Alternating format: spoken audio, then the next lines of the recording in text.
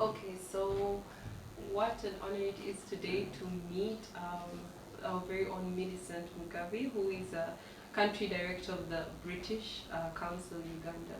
Thank you. I'm so happy to have you here, and I'm so happy for the work that you've done. I mean, we have a colorful event out there, and we have to just give you all the credit for hosting something so wonderful. And we believe the impact will be met, Yeah. will be reached. So regarding this event, when we look at events such as the audio storytelling party and so many other events, specifically, let's look at this. What kind of, or what significant role does it play with regards to the objectives and the visions of the British Council of Uganda? And also, what does this mean to the Uganda cultural and art sector, basically? Okay, yeah, so well, the British Council in Uganda has a mandate, which is to connect people in the UK to people in Uganda. And the work that we do in the culture space is one of those areas. So for us, in terms of the objective, which is making sure that connections are happening, learning is happening, exchange is happening, this gives us a really good opportunity to look at what's happening in the culture space in Uganda and see how we can use that to either tell our stories, share our stories, or just generally help people to improve the work and the activities that they're carrying out in that space. So it's connection, it's learning, it's development. Yeah, it's amazing, and that's exactly what I'm sure we're seeing. Thank you so much. And we also know that the British Council of Uganda is also very is focused on promoting innovation. When we look at the key areas that you focus on, we look at how you work with the creative talents. Could you give us a brief update on so far the feedback and the response from the sector? Is there any suggestion that you or steps you think that could be taken still to strengthen and to encourage innovations amongst these young emerging artists, but so far also where are we when it comes to innovations? I think this is an amazing job so far. Yeah. But is there more that you feel could be done to just strengthen and widen and be able to meet and reach more emerging artists other than the ones we have? Yeah, Right? yeah, no, definitely. The need is great. That is certain. More young people are finally getting more comfortable in their skin within the cultural space. And however, opportunities are not arising at the same pace as to which people are getting more comfortable and getting more creative and more experimental. So what we're doing in our space here is offering a space to enable young people to do that. But we also hope that more areas, more organizations like ourselves will be doing this. So if you think about it, if more organizations offer opportunity for young people to express themselves and to create and to exchange, that would be wonderful. However, we also are hoping that more small organizations, culture spaces, can also start to do this more often. I mean, the pay is a problem, so obviously more spaces will attract a payment in terms of securing the space, but we hope that the work that we're doing here will encourage others to be able to open up and give that free opportunity that allows more people to come in, engage, learn, and then hopefully take that out into different spaces. Okay, that's really good. Still in regards to that, to looking at creating those platforms, I actually had a conversation, and we really do appreciate as Tavere the platform that is being provided, right? Do you feel like there are other organizations? Do you think the support is there from other organizations that have the capacity to also host these kinds of events? Is it there, or is it that they haven't been given a chance to actually support these young artists? Yeah. Where do you think it is? Do they just need to learn from you to get to know about it, or it's really not that promising when you look at the current? I think the appetite and the interest are there, but hosting an event like this isn't something that you can simply do by giving the space. There are a number of considerations that you have to take into account when you are having people come into your space and you're opening it up. You know, there are security matters to consider. You do want to make sure that when people come into your space, they feel safe, they feel secure, and they feel like they can express themselves openly.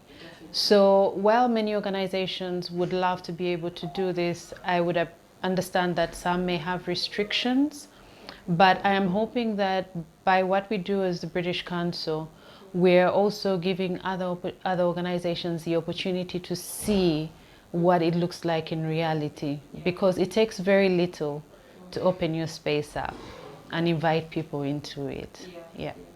Thank you so much. What you expressed was really important about allowing the artists to be able to come and really like express themselves. I think that is very important, and I do hope that this is going to be sort of it's sort of a call or raise of awareness to all the other organizations that can. You hope so. Capacity. Yeah. So also when we look at cultural communication and youth engagement, I know these are areas as well that the British Council of Uganda is also very passionate about. Engagement is important, as well as cultural communication. So could you just share with us more on how the British Council of Uganda views youth engagement, being the largest interest group in specifically the arts? It's mostly rather the youth. What are your views when it comes to how practical and how possible it is to have all the youth actually be able to participate in these kind of events? Do you see it as possible? And how would you intend to reach these young people? Because we know that the numbers may still be a bit small, but we know that there are many of them out there that just need to know. They just need to they need to know that there is a platform, and they just come and give us what they have. Yeah. So how practical, and then maybe what are the benefits that the British Council has already registered from these youth engagements and cultural communication through these events? Yeah, I mean, it's interesting that you said all the youth. That's a pretty big, tall order. But I think as many as we can reach, we are trying to reach. And working through the voices of other young people is really important. So we can talk about the work that we do as a British Council, but a lot of the traction that we have achieved is really through other young people that we have engaged with, that are talking to their friends, the partnerships that they're working through, and just sharing their voice and, adding to the information that we put out there. So in terms of reach, we definitely would want to be able to work through more young people, through organizations that are working with young people. We've done work with community-based organizations. And if you think about the work that such organizations do, they are convening spaces. And they just bring these young people together in the community, engaging them in gainful activities, sometimes building skills, supporting them in developing projects that help them to earn a better living.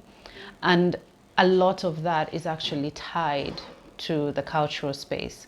So many of them will engage in activities that have to do with skills development, crafts, whatnot, whatever it may be, storytelling.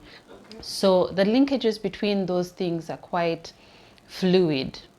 And so for us as a British Council, what we've been able to benefit from that, it's allowed us to engage with a group of people that are important to us as a British Council, important to Africa, and we do this by also connecting them to other young people in other countries. So the work that we do here isn't just about Uganda. It's also sharing about what's happening in Kenya, in South Africa, in Nigeria, Senegal. And the access to that sort of network is very attractive to young creatives, because then whether they have access to funds to do the amount of work that they would like to do, which would obviously be wonderful, they also get access to networks. And that draws them in quite strongly. So we try to make sure that we create a breadth of our offer, that shows that you can actually, connect, you can build your networks, you can build your opportunities. We offer some grants where we can. We have some programs that run across the region where young people, and through organizations or individually, can apply for grants. And through the work that they do, through the engagements that they have in those projects, they then are able to reach other people. Okay. Yeah. So it's a lot of, okay, that's really good. Thank you so much for that. You're welcome. So I would also just like us to look at, now we have the audio story, the listening party, and many other events in the art and culture sector, which are still struggling with funds, which are still struggling with accessibility. What are your suggestions as the British Council of Uganda on how to help those emerging artists and creative talents that are still very unaware? I mean, you've spoken about reach. It's a conversation. It seems like the most effective way of communicating. One emerging artist telling another emerging artist, and the conversation goes on, which is perfect for the youth. But then, in case you have, you've mentioned some programs, maybe it would be in relation to that. Those artists that are in the more rural areas, which is very inaccessible to this kind of information and technology and the websites and all those others. What suggestions do you have as a British Council Uganda? What more can be done to reach those kinds of groups, those really needy groups? Yeah, so I mentioned the community-based organizations. Those offer an amazing platform because by virtue of the fact that they are situated in communities, means that they take on board different resources that are available, easily available, readily available to young people, and that is what they utilize. Sometimes because they are an organization, they might actually be able to access funds or other opportunities that they can bring these young people on. So for me, one message that I would pass on to young people in, let's say, harder to reach areas is find that organization that you can connect with, that you can actually attach yourself to, because that collective offers you a stronger opportunity to access different resources. We operate primarily in Uganda, but through some of our other programs in education, we also operate outside of Kampala. So there are some opportunities to touch base with the work that we do in that space as well. And like I said, because an entry point for many young people is through the cultural sector, that also offers some opportunity. But I think ultimately it's about taking that curiosity forward and seeking out to know what's happening in your community. Be engaged, be curious, and find out who is doing what, and then see how that might create an opportunity for engagement. Wow. Yeah. That's really good. That's interesting. Yeah. Instead of waiting for the opportunities to be brought to you, I think it's also important for us to be as hungry and as interested. Thank you. That's really, really an important aspect to look at. Yeah. Thank you. So just last but not least, we know that climate is a global challenge. It's a global conversation. It's a very big topic right now because it's affecting all of us. I would just like to hear from you as the British Council of Uganda. Do we have any projects that are looking at the areas of climate and that are also engaging our emerging artists that involve them? Could you just, in case they are there, could you just shed a little light on that? Yeah, there are a few. So a specific area that we operate in, one of our projects is around protection, cultural protection. Okay. There is a fund that we offer to different organizations globally. And in Uganda, we have had a number of recipients. And these have led projects specifically around how we preserve our culture. Cultural spaces or artifacts that have been affected by climate change, and how that history is basically being wiped out as a result.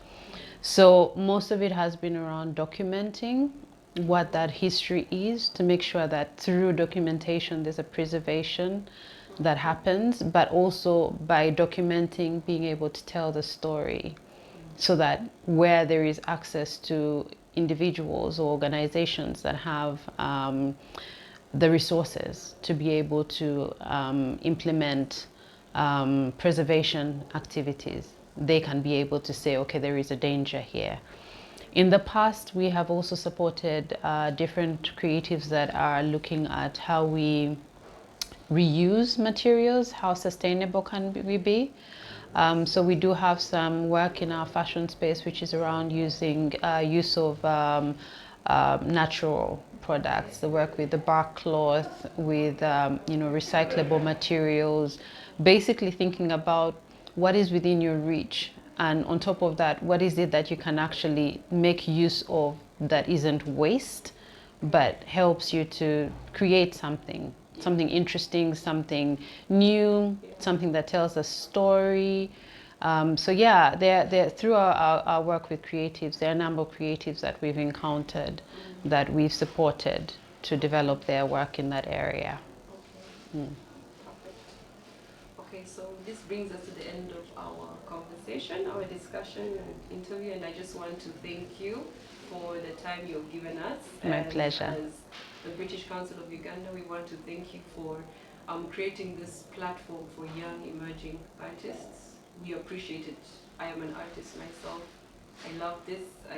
I'm also believing that this will be able to reach as many emerging artists as possible, and hopefully also encourage other platforms, other groups to come up and provide such platforms. But thank you so much for the work. My pleasure. The Foundation, we are happy, we are grateful. We hope that we can grow bigger, bring a larger number, and see our arts and culture sector growing. Thank you. Thank you very much. Otherwise, we're out. Thank you. All right.